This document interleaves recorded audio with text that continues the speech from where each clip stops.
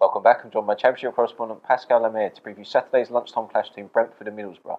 Pascal, I've got to start with the away side, that incredible win at Manchester City in the FA Cup. It was astonishing, wasn't it? And even more amazing is that it wasn't the best result of the weekend in the FA Cup after Bradford went and came from 2 goals down at Chelsea. But even so, Middlesbrough, they were fantastic in that game. Obviously, City at the Etihad, in the Premier League, they've got a great home record in recent seasons. But to go there, not concede a goal, win 2-0 as well, it's a brilliant result for them. And so many players started. I mean, Lee Tomlin was the main one. He was just had a fantastic game, didn't he?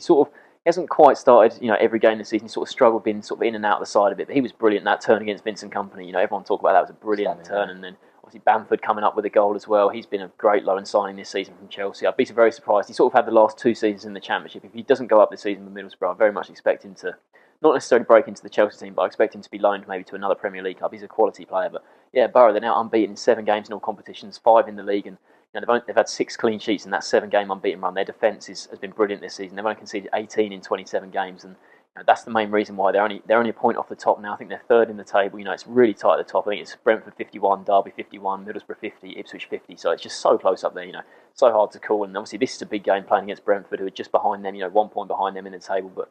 Yeah, Middlesbrough, a fantastic win at City, and they've been rewarded, with an FA Cup tie at Arsenal, the holders. So and they'll have no fear going there, given what they did at the Etihad. You mentioned Middlesbrough, great run of form as well, but like you say, they've come up against a Brentford team, something good run of form themselves. Really good. They've won 3 games in a row, and last time out against Norwich last weekend, they was a brilliant performance from them. I watched the game, and I was really surprised how good they were, because Norwich, under Alex Neil, their new manager, they'd won 2 games in a row. They'd beaten Bournemouth, Norwich with 10 men, so they were on a good run of form. And Brentford went there. They started so well in that game. They were flying out of the traps, closing Norwich down. They had a lot of chances, and they took the lead with a brilliant counter-attacking goal. Odibarsho broke up field, and then Gray played it into Jota.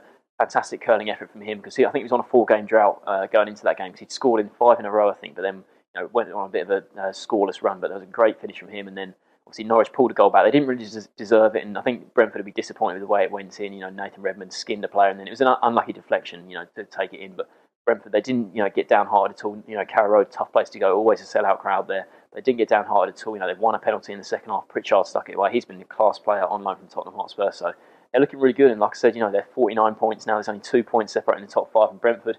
If results go their way this weekend, it'd be unlikely for them to climb up all 4 places, but they could go top of the table, which is amazing for them considering they came up from League One last season. So yeah, and they've got a massive month coming up as well. They host Borough here, and then their next 2 home games after this against Watford and Bournemouth, 2 of the other sides in the top 6. So huge month coming up for Brentford if they're going to sort of establish themselves as proper playoff contenders, because I think they will drop out of the playoffs coming into the season, but if they can win these 3 big home games they've got coming up, there's no reason why they can't be in the top 6. They're so tight at the top. I mean, what's your score prediction for this one?